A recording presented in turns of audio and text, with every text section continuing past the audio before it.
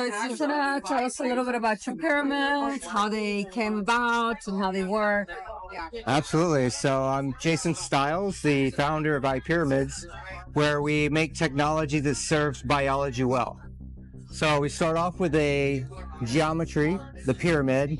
It's a biogeometry, so it's made with golden ratios, and the golden ratios help sync the cells, the mind, body, spirit back into coherence. Wow. So just being in a structure that's built with golden ratios is going to help bring you back into harmony.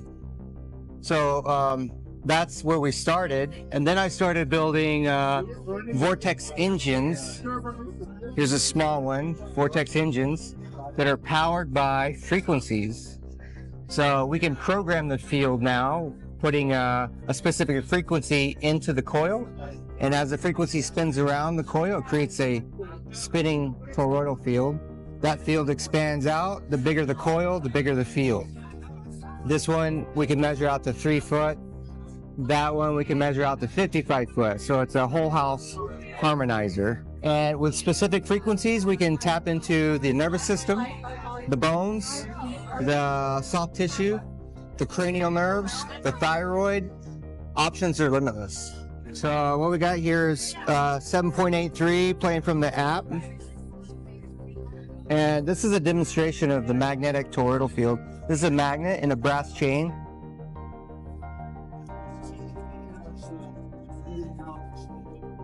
So as you can see, the field is spinning like a vortex, like a toroidal field.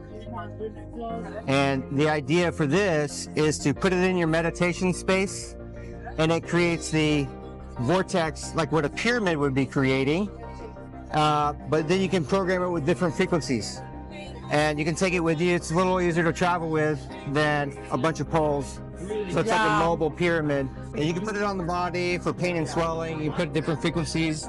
You can do it for chakra balancing, place it on the different chakras, or you can just sit it under your chair when you're in meditation. Many applications for it. This one particularly creates a 24-foot field. We can measure the field out to 24 feet, so it's a good bedroom size. So it's quite interesting because I've been working in pyramids for maybe over 10 years. The first pyramid that I sat in was made of plastic. It was made of plastic, yeah. PVC pipe? Yes, yes. And it came from Eastern Europe. Wow. Yeah, it was, yeah. How was it? It was, I mean, it did what it needed to do at the time. Like, it created a field. So for me, because I work energetically, what I do is I program my pyramids energetically. So I'll work with my clients when I'm in the pyramid, and then when I get out of it, everything that I clear and remove stays in the pyramid. So I don't have to really cleanse myself. The pyramid does that for me. Oh, that's kind of like how I attune and program my pyramids. And then I've got about 5 or 6 at home. I've got copper ones now. I don't have this yet, but we'll get there. Yeah. I've got copper ones, and I've noticed that it works different with different shapes. So I prefer this one. So you're using the steeper 72-degree Nubian angles? Yeah, so this one, This is the main one that I used to work in, but I do have the lower ones where you can just lie people in as well. But like a Giza? Yes, like that one. Yeah, like that one. But I prefer working in this one. These usually produce a higher angle pitch, so it's easier to project your plasma. Yeah, that makes sense. Yeah. And then what I do also is, like, I'm like a super fan of pyramids, and because I do all my videos, so many people see them, and then I just tell them, and then I get so many clients to buy them, and then what I do is I program them for them. Wow. So I program them remotely, energetically, so that they're tuned to their field, so anyone can sit in it, but it really only amplifies and works properly when they are using it as well. How long have you been doing this for? Since 2011, I would say, when I first started building pyramids. It started off with dreaming about pyramids. I'm like, oh, should I build a pyramid house? Should I build a pyramid greenhouse? And eventually I was like, well, I'm just going to go to Home Depot, buy some copper, and I built a pyramid for my bed and started sleeping in it. And right off the bat, I noticed my dreams amplified. and we were talking like lucid dreaming, 4K type dreaming. So I was like, wow, I'm really into this. I was getting into dream work at the time, studying metaphysics. Yeah. So I find also it's quite interesting. What I do is I put stuff in it to cleanse it. So I'll put crystals, I'll put like stuff that I work with energetically, and I'll just put in the pyramid, and the pyramid will cleanse it. My animals love it. I've got 2 cats and 2 dogs. They just love sitting inside the pyramid because obviously they can, pick up the frequency in that.